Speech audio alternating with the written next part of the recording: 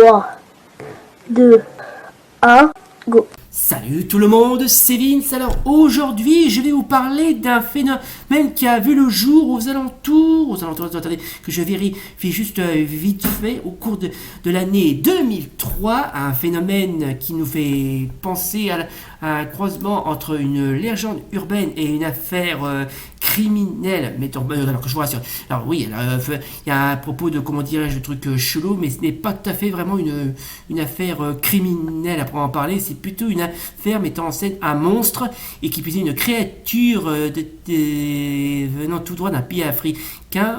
Bref, je vais quand même vous faire un petit résumé là-dessus. Il s'agit de la légende de la bête du Malawi, aussi appelée Malawi Terror Beast.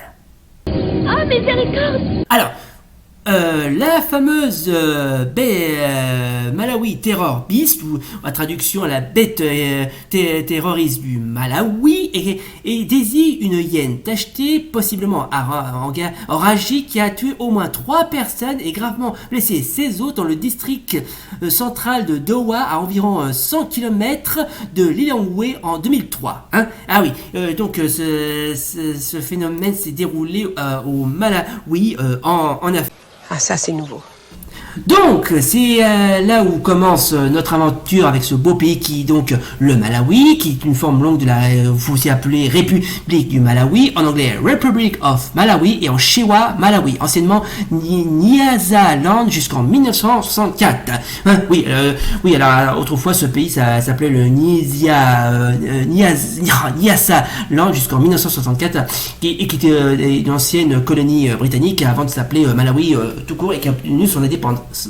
Bref, alors, le Malawi, pour ceux qui doivent se demander où ça se trouve, c'est un état situé en plein cœur de l'Afrique australe, entre le Mozambique, la Zambie et la Tanzanie, sans déboucher sur la mer. Oui, parce qu'il n'y a pas de bord de mer, se dit au passant. Il est baigné par le lac Malawi ou Nyasa, troisième lac d'Afrique, par sa superficie qui couvre environ le cinquième de la superficie du pays, dans laquelle affluent 8 rivières principales et des centaines de petits cours d'eau. En 1891, le territoire est colonisé par le Royaume-Uni comme le protectorat britannique d'Afrique centrale, et avant d'être renommé le Nyasaland jusqu'en 1907. En 1953, le Nyasaland est intégré à la Fédération de Rhodésie et du Nyasaland jusqu'à la dissolution de cette dernière en 1963. L'année suivante, le pays est renommé le Malawi et obtient son indépendance en tant que royaume du Commonwealth sous le mandat du Premier ministre Hastings Kawuzu Banda. En 1966, ce dernier devient président en transformant le pays en république présidentielle à partir du début des années 1970. Banda dirige le pays en tant que président à vie d'une dictature répressive à parti unique. En 1993, le multipartisme est instauré et Banda est battu aux élections générales en 1994. Depuis, le pays continue à éprouver des transitions pacifiques du pouvoir. Donc voilà à quoi ressemble donc ce pays. J'y suis jamais allé, mais ça allait être pas trop mal à visiter. Donc sa capitale est Lilongwe. Et franchement, c'est un pays plutôt pas mal. Je le trouve classe. Et le drapeau national est totalement classe. Non, pas de sarcasme entre nous, mesdames et messieurs. Le drapeau national est classe. Intéressant. Voilà, donc c'était juste une petite présentation de ce petit pays africain qui se nomme le Malawi. J'en profite également pour faire une dédicace à tous mes fans malawiens qui habitent dans les environs. Bon, j'ignore si je suis, comment dirais-je, regardez, au Malawi, mais je le dis quand même, on ne sait jamais. Alors, je vais vous expliquer, franchement, c'est quoi juste cette histoire de cette hyène qui aurait, comment dirais-je, semé la terreur dans ce petit pays africain. Alors, d'après l'historique, les incidents ont eu lieu au cours de l'année 2003. Une hyène tachetée aurait été infectée par le virus de la rage et a commencé à présenter les symptômes habituellement préoccupants de la maladie, se transformant rapidement en une bête plus enragée et mortelle. Après avoir été aperçue près du district central de Dowa, au moins 400 personnes ont fui la zone et au moins 4 villages voisins. pour chercher refuge dans une salle communautaire située à l'intérieur du chef-lieu du district. Les hyènes terrorisaient plusieurs zones densément peuplées. Les survivants attaqués portaient des blessures bouleversantes et des défigurations graves, allant de mains rongées à perte d'oreilles, aux yeux, doigts, orteils et pieds, et de l'ordre des luttes respectives, en plus de diverses morsures et égratignures. Une femme aurait perdu ses lèvres et son nez mordu par l'animal.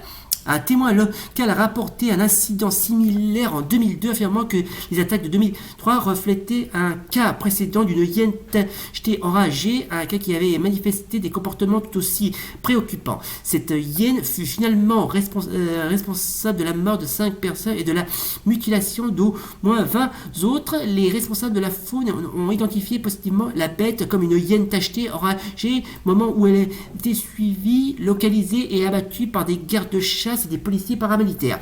Tuer la hyène était pour la sécurité immédiate du public ainsi que pour mettre fin à ses propres souffrances. D'accord.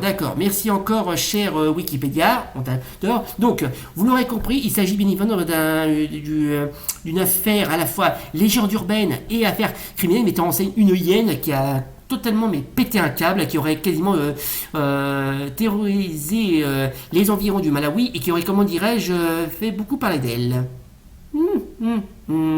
Ce qui est étrange, ça me fait vraiment penser au mythe de la bête du Gévaudan. C'est complètement impossible. Ouais, franchement, le scénario est assez captivant. Franchement, j'ignore totalement d'où sort cette hyène et pourquoi si cette histoire est vraie ou pas. Mais franchement, si on était, je sais pas, producteur et qui puisait réalisateur de films d'action horreur, qui puisait film d'horreur, on a presque envie d'en faire une réalisation et qui puisait une adaptation en film de cette histoire. Franchement, j'imagine bien, comment dirais-je, un film mettant en scène une hyène enragée qui sème la terreur dans un pays aussi éloigné et aussi isolé comme le Malawi. Hein. Et j'imagine les gros titres comme Malawi Beast ou Malawi Terror Beast. Voilà, ça serait hyper classe. Mais ce serait hyper classe. Hein. Franchement, question originalité, il y a de la créativité. Oui, alors là, c'est comme qui dirait faux et excessif.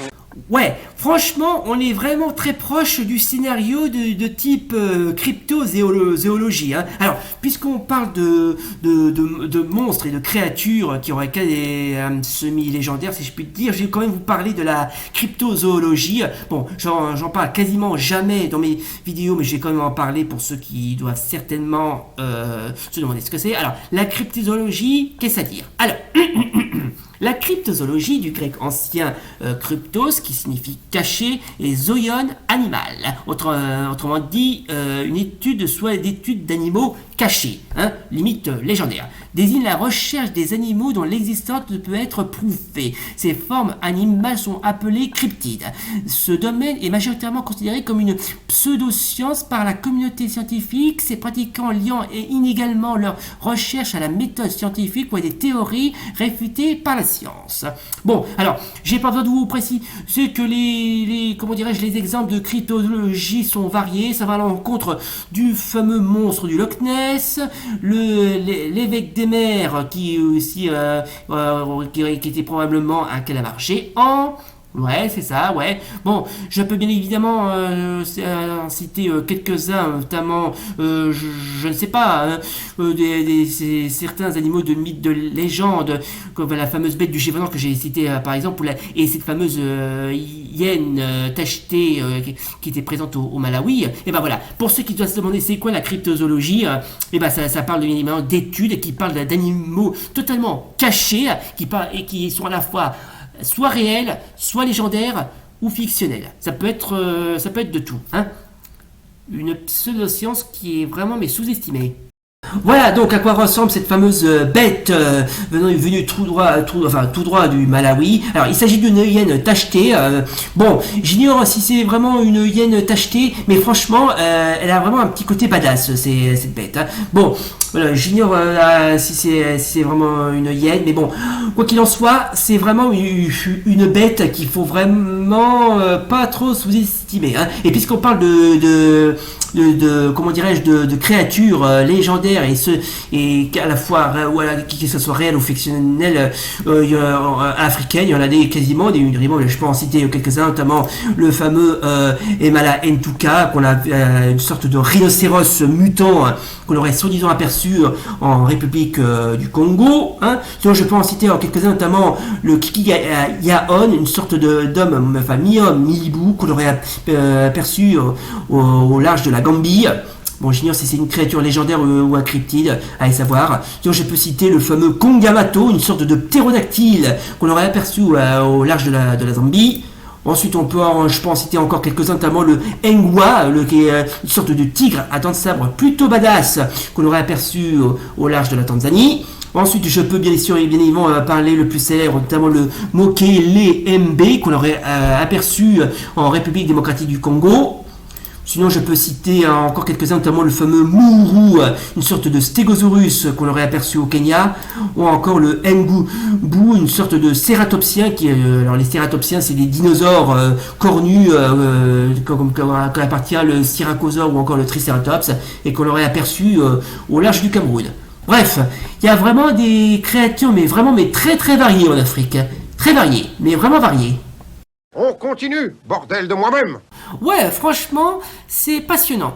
Passionnant, mais vraiment passionnant comme tout. Hein. L'histoire de cette, comment dirais-je, hyène équipée de cette bête, comment dirais-je, du Malawi, qui a l'air d'être fun, jazzé, bien dynamique.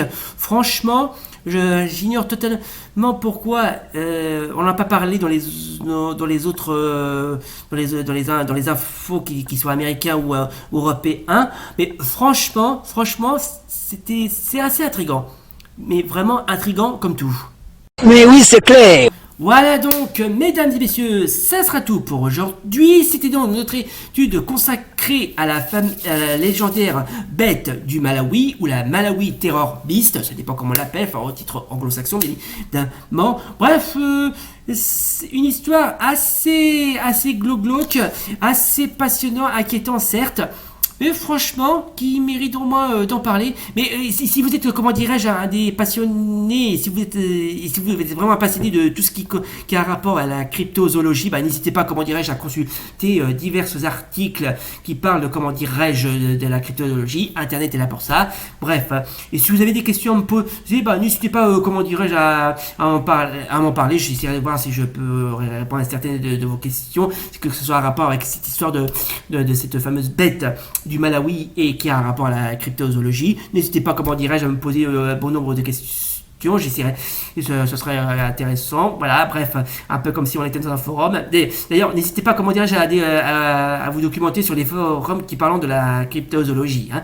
Bref, ça sera tout pour aujourd'hui. C'était donc notre étude spéciale consacrée à la légendaire bête du Malawi, qui est un petit peu la cousine éloignée de la bête du Gévaudan. Si cette vidéo vous a plu, suivez comme d'hab, n'oubliez pas le pouce bleu et l'abonnement, et d'ici là, salut. Bisous. Oh, et puis tant que j'y pense, j'aimerais dédier ce cadeau exclusif à tous mes fans.